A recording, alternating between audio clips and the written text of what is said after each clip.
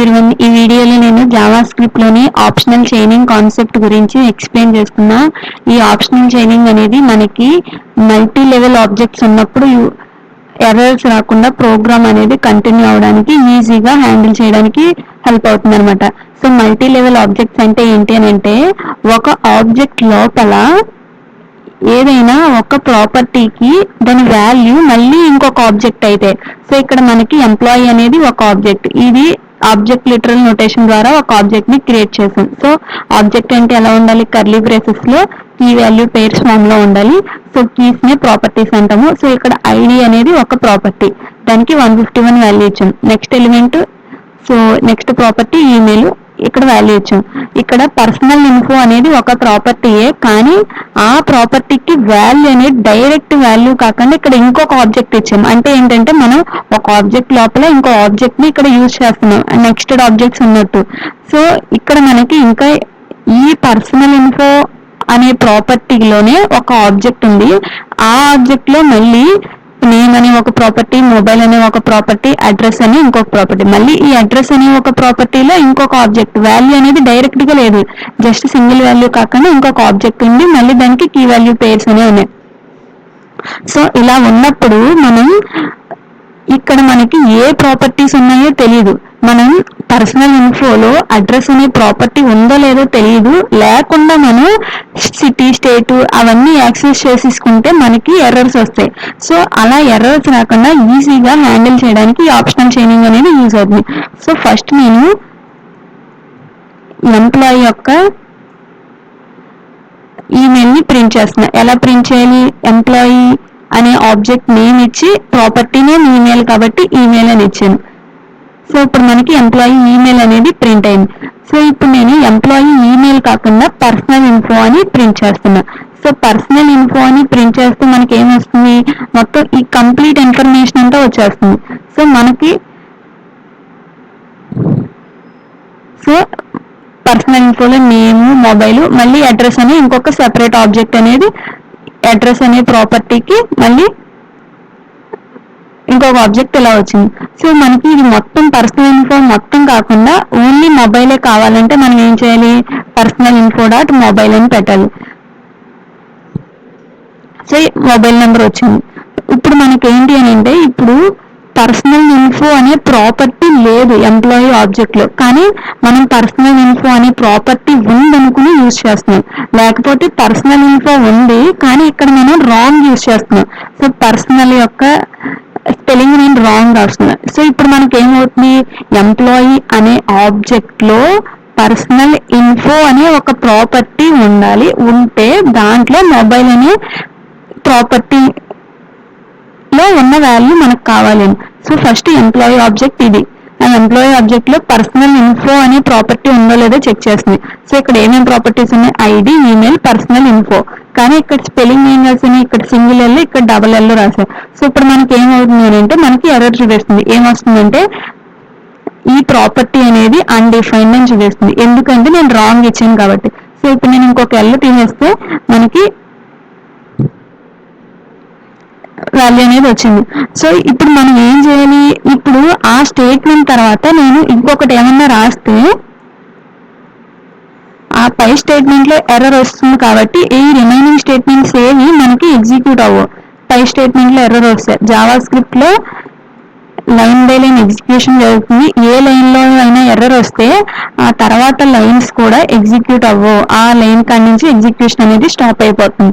So ఇప్పుడు మనకి ఇలా ఎర్రర్ వచ్చినప్పుడు ఈ తర్వాతే కూడా స్టాప్ అయిపోతున్నాయి కదా, అలా స్టాప్ అవ్వకుండా ఒక వే ఈజీగా హ్యాండిల్ చేయడం ఎలా అంటే ఆప్షనల్ చైనింగ్ ద్వారా. సో ఇక్కడ నేను పర్సనల్ ఇన్ఫో అనేది ఉందో లేదో నాకు తెలియదు, ఒకవేళ ఉంటే దానిలో మొబైల్ అనే ప్రాపర్టీ వాల్యూ మనకు కావాలి. యాక్చువల్లీ ఈ పర్సనల్ ఇన్ఫో అనేది ఒక ప్రాపర్టీ, అది దేని యొక్క ప్రాపర్టీ, ఈ ఎంప్లాయీ అనే ఆబ్జెక్ట్ యొక్క ప్రాపర్టీ. ఈ ప్రాపర్టీ మళ్ళీ ఒక ఆబ్జెక్ట్, అంటే ఈ ప్రాపర్టీ వాల్యూ అనేది ఒక ఆబ్జెక్ట్, ఇది ఇంటర్నల్ గా ఇంకొక ఆబ్జెక్ట్ ని పాయింట్అవుట్ చేస్తుంది. సో ఈ పర్సనల్ ఇన్ఫోలో మొబైల్ అనే ప్రాపర్టీ ఉంటే మనకి కావాలి అని అనుకుంటే అప్పుడు మనం ఈ ఆప్షనల్ చైనింగ్ ని యూజ్ చేసి ఉంటే మాత్రమే మనకి రిటర్న్ చేయాలి, లేకపోతే అది ఎర్రర్ ఏమీ చూపించకూడదు అని అనుకుంటే ఈ ఆప్షనల్ చైనింగ్ ని యూజ్ చేయొచ్చు. సో ఆప్షనల్ చైనింగ్ ని యూజ్ చేయాలి అని అంటే ఫస్ట్ మనం ఏం చేయాలంటే డాట్ కు ముందు ఈ క్వశ్చన్ మార్క్ అనే సింబల్ పెట్టాలి. సో మనం ఇక్కడ ఫస్ట్ ఈ పర్సనల్ ఇన్ఫో అనేది ప్రాపర్టీ కదా, సో తర్వాత డైరెక్ట్ గా డాట్ పెట్టి నెక్స్ట్ ప్రాపర్టీ ఇవ్వకుండా ఈ డాట్ కు ముందు క్వశ్చన్ మార్క్ ఇస్తే ఇప్పుడు ఏం చేస్తుందంటే జావా స్క్రిప్టింగ్ ని రన్ చేసేటప్పుడు ఫస్ట్ ఎంప్లాయీ అనే ఆబ్జెక్ట్ లో పర్సనల్ ఇన్ఫో అనే ప్రాపర్టీ ఉందో లేదో చెక్ చేస్తుంది. ఒకవేళ ఉంటే మాత్రమే అప్పుడు మొబైల్ అనే ప్రాపర్టీ ఉంటే ఇస్తుంది అనమాట. సో ఒకవేళ లేదు అంటే ఇక్కడ మనకి అన్డిఫైన్డ్ అని వస్తుంది. సో ఎప్పుడైతే ఈ క్వశ్చన్ మార్క్ అనే ఆపరేటరు, ఇది ఆప్షనల్ చైనింగ్ ఆపరేటరు, దీని ముందున్న వాల్యూ అన్డిఫైన్డ్ ఎప్పుడైతే ఉంటుందో ఆ కంప్లీట్ ఎక్స్ప్రెషన్ వాల్యూ కూడా అన్డిఫైన్డ్ అని ఇస్తుంది అనమాట. సో ఇప్పుడు నేను పర్సనల్ ఇన్ఫో అనేది స్పెల్లింగ్ రాంగ్ రాస్తున్నా, పర్సనల్ అని ఇస్తున్నా. అక్కడ అన్నది మనకి పర్సనల్ ఇన్ఫో, కానీ నేను ఏం చేశానంటే పర్సనల్ అని రాశాను. సో ఇప్పుడు మనకి ఏమొచ్చింది, అన్డిఫైన్డ్ అని వచ్చింది. సో కింద నెక్స్ట్ లైన్ లో హలో అనే స్టేట్మెంట్ ని ప్రింట్ చేశానుగా, అది అవుట్పుట్ వచ్చింది. ఎందుకు అని అంటే ఇక్కడ మనకి ఎర్రర్ చూపించట్లేదు, జస్ట్ అన్డిఫైన్డ్ వచ్చింది, అక్కడతో నెక్స్ట్ లెవెల్ కి వెళ్ళకుండా స్టాప్ చేస్తుంది. సో ఇప్పుడు నేను ఈ క్వశ్చన్ మార్క్ తీసేస్తే మనకి ఎర్రర్ వస్తుంది, ఈ హలో అనేది ప్రింట్ అవ్వదు. ఏమని వస్తుంది, ఆ ప్రాపర్టీ అనేది లేదు అని వస్తుంది, ఈ మొబైల్ అనే ప్రాపర్టీ లేదు అని. ఎందుకు, ఈ ప్రాపర్టీ లేనప్పుడు ఆ ప్రాపర్టీకి మళ్ళీ ఈ వాల్యూ అనేది ఎక్కడి నుంచి వస్తుంది, సో అందుకే అన్డిఫైన్ వస్తుంది. ఇప్పుడు మనం జస్ట్ ఈ పర్సనల్ అనేది మాత్రమే ఇస్తే మనకు అన్డిఫైన్డ్ వస్తుంది, కానీ ఆ అన్డిఫైన్డ్ లో మళ్ళీ నెక్స్టెడ్ ప్రాపర్టీస్ ని మనం యాక్సెస్ చేసుకుంటే, సో దీని మీనింగ్ ఏంటి, ఇక్కడ ఈ డాట్ పెడుతున్నామని అంటే దాని ముందు ఉన్నది ఆబ్జెక్ట్ అని. సో అన్డిఫైన్డ్ వస్తున్నప్పుడు అన్డిఫైన్డ్ అనేది ఆబ్జెక్ట్ కాదు కదా, సో మనకి అది ఆబ్జెక్ట్ కానప్పుడు దానిలో ప్రాపర్టీస్ ఉండవు, కాబట్టి అక్కడ మనం యాక్సెస్ చేస్తుంటే మనకి ఎర్రర్ అనేది చూపిస్తుంది. సో ఎర్రర్ అయినా నల్ అయినా అవి ఆబ్జెక్ట్స్ కాదు, ప్రిమిటివ్ డేటా టైప్స్ ఏవైతే ఉంటాయో వాటిని డైరెక్ట్ గా యాక్సెస్ చేసుకోవడం, వాటికి ప్రాపర్టీస్ అనేవి ఉండవు. అంటే డాట్ ప్రాపర్టీ నేమ్ అలా ఇస్తే మనకి ఎర్రర్స్ అనేవి చూపిస్తుంది. సో ఇప్పుడు మనం ఈ ఆప్షనల్ చైనింగ్ కాన్సెప్ట్ ద్వారా ఈజీగా సింగిల్ లైన్ లోనే ఈ క్వశ్చన్ మార్క్ అనే సింబల్ యూజ్ చేయడం ద్వారా ఎంప్లాయీ అనే ఆబ్జెక్ట్ లో పర్సనల్ అనే ఒక ప్రాపర్టీ ఉంటే ఆ ప్రాపర్టీకి మొబైల్ అనే ఆబ్జెక్ట్ వాల్యూ మనకి ప్రింట్ చేయమని. ఒకవేళ లేదు అంటే, లేదు అని ఎలా తెలుస్తుంది అంటే ఈ క్వశ్చన్ మార్క్ సింబల్ ఏం చేస్తుందంటే దాని ముందున్న మనకు వాల్యూని క్యాలిక్యులేట్ చేసినప్పుడు అన్డిఫైన్డ్ కానీ నల్ కానీ వస్తే నెక్స్ట్ కి వెళ్లకుండా డైరెక్ట్ గా ఈ కన్సోల్, డైరెక్ట్ గా కన్సోల్ అయితే కన్సోల్ దీన్ని ఏమైనా వేరియబుల్ కి అసైన్ చేస్తే దానికి అన్డిఫైన్డ్ ని రిటర్న్ చేస్తుంది. సో మనకి అన్డిఫైన్డ్ రావడం ద్వారా మనకి ఎర్రర్ అనేది ఉన్నట్టు కాదు కదా, జస్ట్ దాని వాల్యూ అన్డిఫైన్డ్ అని. ఇప్పుడు మనం ఈ క్వశ్చన్ మార్క్ తీసేస్తే ఆ అన్డిఫైన్డ్ డాట్ మొబైల్ అని మనం యాక్సెస్ చేస్తున్నాం. అన్డిఫైన్డ్ అనేది ఆబ్జెక్ట్ కాదు కదా, సో మనకు ఒక ఆబ్జెక్ట్ కి అయితేనే వాటి ప్రాపర్టీస్ ని యాక్సెస్ చేసుకోగలం. సో ఈ క్వశ్చన్ మార్క్ సింబల్ యూజ్ చేయడం ద్వారా దీని పక్కది అన్డిఫైన్డ్ ఎప్పుడైతే వస్తుందో, ఎప్పుడు అన్డిఫైన్డ్ వస్తుంది, ఈ ఎంప్లాయీ ఆబ్జెక్ట్ కి ఈ ప్రాపర్టీ లేనప్పుడు మనకి ఇది అన్డిఫైన్డ్ వస్తుంది. సో ఇలా వచ్చినప్పుడు ఈ నెక్స్ట్ మొబైల్ అనే ప్రాపర్టీని మళ్ళీ యాక్సెస్ చేయకుండా ఇంకా స్టాప్ చేసేస్తుంది అనమాట ఫర్దర్ గా సెర్చింగ్ అనేది. సో నెక్స్ట్ లెవెల్ ఇక్కడ అన్డిఫైన్డ్ రిటర్న్ చేసేసి నెక్స్ట్ లెవెల్ కి అనేది ఎగ్జిక్యూషన్ అనేది వెళ్తుంది. సో ఇప్పుడు నేను ఈ పిన్ కోడ్ అనే ప్రాపర్టీని తీసేస్తున్నా. ఈ అడ్రస్ లో ఇక్కడ పర్సనల్ ఇన్ఫో అనేది ఒక ఆబ్జెక్ట్, ఆ పర్సనల్ ఇన్ఫోలో మళ్ళీ అడ్రస్ అనేది ఒక ప్రాపర్టీ, ఈ ప్రాపర్టీకి మళ్ళీ వాల్యూ ఏమైంది, మళ్ళీ ఇంటర్నల్ గా అది ఆబ్జెక్టే కదా. సో ఇప్పుడు నేను పిన్ కోడ్ అని రాస్తున్నా. సో ఇప్పుడు మనకి ఎర్రర్ చూపిస్తుంది, ఎందుకు అని అంటే పిన్ కోడ్ అనే ప్రాపర్టీ లేదు.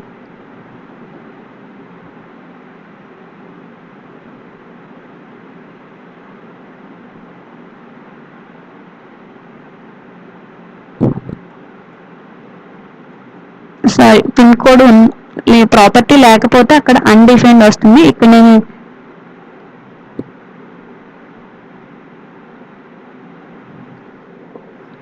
So address dot pin code అని ఇస్తే మనకి అన్డిఫైన్డ్ వచ్చింది. ఎందుకు ఇక్కడ ప్రాపర్టీ అనేది లేదు.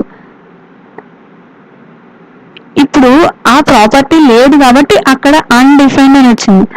సో ఇక్కడ నేను అన్డిఫైన్డ్ లో మళ్ళీ .1 అని ఇస్తే మనకి ఏమైనా వస్తుంది, ఇప్పుడు మనకి ఎర్రర్ వస్తుంది. ఎందుకు అని అంటే అక్కడ అన్డిఫైన్డ్ వచ్చింది, ఆ అన్డిఫైన్డ్ కి మళ్ళీ తో ఇంకో ప్రాపర్టీని యాక్సెస్ చేస్తున్నాం. ఇలాంటి కేసెస్ లో మనకి ఎర్రర్ వస్తుంది.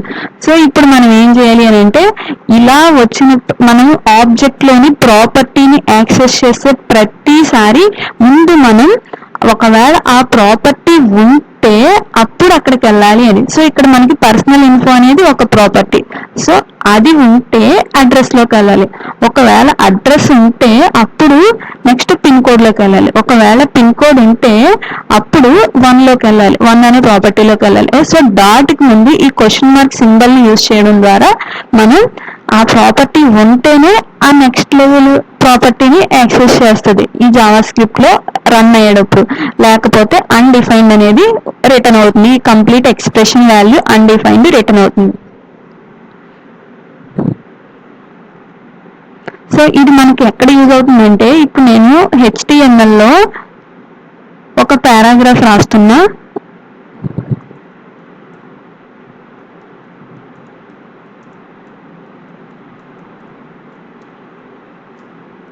సో ఈ పారాగ్రాఫ్ కి ఒక ఐడి ఇస్తున్నా నేను. సో ఐడి 1 అని ఇస్తున్నా. ఇప్పుడు జావా స్క్రిప్ట్ లో ఆ పారాగ్రాఫ్ ని యాక్సెస్ చేయాలంటే మనం ఏం చేయాలి, document dot get element by ID అని చెప్పి ఆ ఐడి ద్వారా యాక్సెస్ చేసుకోవాలనుకుంటున్నాను నేను. So get element by ID of 1 అని ఇవ్వాలి. సో ఇప్పుడు మనకి ఏం వస్తుంది, ఆ పారాగ్రాఫ్ 1 కంప్లీట్ ఈ p అనే వేరియబుల్లోకి వెళ్తుంది. సో ఇక్కడ నేను let p is equal to అని చెప్పి తీసుకుంటున్నా. సో ఇప్పుడు నేను పారాగ్రాఫ్ ని ప్రింట్ చేస్తున్నా. సో ఇక్కడ మనకి ఆ కంప్లీట్ ఎలిమెంట్ అనేది ఒక ఆబ్జెక్ట్ ఫామ్ లో వస్తుంది. సో పారాగ్రాఫ్ అనేది ఇక్కడ మనకి ఇలా వచ్చింది. సో ఇదంతా మనకి ఆబ్జెక్ట్. సో ఇదంతా ఆబ్జెక్ట్ కదా. ఈ పారాగ్రాఫ్ అనే ఆబ్జెక్ట్ కి మనకి ఇన్నర్ HTML అనే ఒక ప్రాపర్టీ ఉంటుంది. ఇన్నర్ టెక్స్ట్ అనే ఒక ప్రాపర్టీ కూడా ఉంటుంది. సో ఇన్నర్ టెక్స్ట్ అంటే ఏంటి అని అంటే ఆ పారాగ్రాఫ్ లో మనం రాసిన కంటెంట్ అనమాట. సో ఇప్పుడు మనకి p అనే వేరియబుల్ లో పారాగ్రాఫ్ ఎలిమెంట్ మొత్తం ఉండదు, జస్ట్ ఆ పారాగ్రాఫ్ ఓపెన్ క్లోజ్ మధ్యలో రాసిన కంటెంట్ మాత్రమే ఉంటుంది. సో ఇప్పుడు మనకి ఏం ప్రింట్ అవుతుంది, దిస్ ఈజ్ పారాగ్రాఫ్ అని ప్రింట్ అయింది. సో ఇప్పుడు నేను ఇక్కడ ఆ p తర్వాత ఇంకొక స్టేట్మెంట్ హలో అని రాస్తున్నా.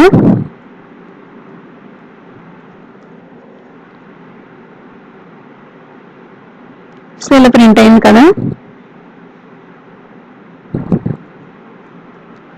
ఇప్పుడు పారాగ్రాఫ్ ట్యాగ్ కి ఐడి మనం 1 అని ఇచ్చాం కదా, ఆ ఐడి ఇక్కడ నేను రాంగ్ ఇస్తున్నా. సో 1 కాకుండా 2 అని ఇస్తున్నా. సో ఇప్పుడు మనకి ఏమవుతుంది, మన HTML లో ఐడి 2 అని ఉన్న ఎలిమెంట్ ఏది లేదు. సో ఇప్పుడు మనకి ఏమొచ్చింది, లేదు కాబట్టి నల్ అని రిటర్న్ అవుతుంది. సో ఇక్కడ మనకి ఈ ప్లేస్ లో నల్ వాల్యూ రిటర్న్ అవుతుంది. సో నల్ వాల్యూ రిటర్న్ అయినప్పుడు మనకి ఇక్కడ నెక్స్ట్ ఏం చేస్తున్నాం, నల్ డాట్ ఇన్నర్ టెక్స్ట్ అని రాస్తున్నాం. అంటే ఏంటి, నల్ అనేది లేదు, అది ఆబ్జెక్టే కాదు అసలు. ఆ ఆబ్జెక్ట్ కానప్పుడు దాని యొక్క ప్రాపర్టీని యాక్సెస్ చేస్తే మనకి ఎర్రర్ వస్తుంది కదా. సో అందుకే మనకి p అనే వేరియబుల్లోకి అసలు ఏ వాల్యూ వెళ్ళకుండా ఇక్కడ మనకి ఎర్రర్ వచ్చి నెక్స్ట్ 2 లైన్స్ స్టాప్ అయిపోయినాయి. సో ఎందుకంటే నల్ డాట్ ఇన్నర్ టెక్స్ట్ అని ఇక్కడ ప్రాసెసింగ్ అనేది జరుగుతుంది. నల్ అనేది ఆబ్జెక్ట్ కాదు, ఆబ్జెక్ట్ కానప్పుడు ఆ ఇన్నర్ టెక్స్ట్ అనే ప్రాపర్టీ అనేది దానికి ఉండదు కాబట్టి అక్కడ మనకి ఎర్రర్ వచ్చి నెక్స్ట్ లైన్స్ స్టాప్ అయిపోయినాయి. సో ఇప్పుడు మనం ఈ ప్లేస్ లో ఈ ఆప్షనల్ చైనింగ్ ఆపరేటర్ యూజ్ చేస్తే ఇక్కడ మనకి ఏమవుతుంది అంటే ఈ ఆప్షనల్ చైనింగ్ దీని ముందున్న పార్ట్ వరకు ఫస్ట్ చెక్ చేస్తుంది. సో ఈ ముందున్న వాల్యూ నల్ కానీ అన్డిఫైన్డ్ కానీ వచ్చినప్పుడు అదేం చేస్తుంది అని అంటే ఆ నెక్స్ట్ ఏదన్నా దాన్ని స్కిప్ చేసేసి ఈ కంప్లీట్ ఎక్స్ప్రెషన్ వాల్యూని అన్డిఫైన్డ్ కానీ రిటర్న్ చేస్తుంది అనమాట. సో ఇక్కడ నేను క్వశ్చన్ మార్క్ పెట్టాను. సో దాని మీనింగ్ ఏంటి, ఇక్కడ నల్ వచ్చినా అన్డిఫైన్డ్ వచ్చినా నెక్స్ట్ ఏవైతే ఉంటుందో దాని ప్రాసెసింగ్ అంతా స్టాప్ చేసి ఈ ఫుల్ స్టేట్మెంట్ యొక్క రిజల్ట్ అనేది అన్డిఫైన్డ్ కింద రిటర్న్ చేస్తుంది. సో పి అనే వేరియబుల్లో మనకి ఇప్పుడు అన్డిఫైన్డ్ ఉంది. సో ఇప్పుడు మనకి ఏమైంది, నెక్స్ట్ ఈ 2 లైన్స్ ఎగ్జిక్యూట్ అవుతున్నాయి. ఎందుకు, మనం అక్కడ క్వశ్చన్ మార్క్ పెట్టి చేసాం కాబట్టి. క్వశ్చన్ మార్క్ పెడితే ఇక్కడ నల్ కానీ అన్డిఫైన్డ్ కానీ వస్తే ప్రాసెసింగ్ అనేది స్టాప్ అయిపోయి అన్డిఫైన్డ్ ని రిటర్న్ చేస్తుంది. సో దీన్ని మనం చెక్ చేయాలి అని అంటే మనం ఏం చేయాలి అని అంటే ఇంకొక వే, ఇఫ్ కండిషన్ యూజ్ చేసి ఈ స్టేట్మెంట్ ని ఇఫ్ లో రాసి, ఇంకొక వే ఏంటి అని అంటే ఈ స్టేట్మెంట్ లో ఇఫ్ లో రాస్తే ఒకవేళ ఇది ట్రూ అయితే అప్పుడు మనం dot inner text is equal to అని చెప్పి దీన్ని రాయాలి.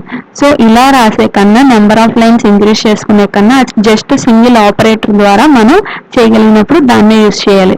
సో ఇది ఆప్షనల్ చైనింగ్ గురించి. Thank you for watching.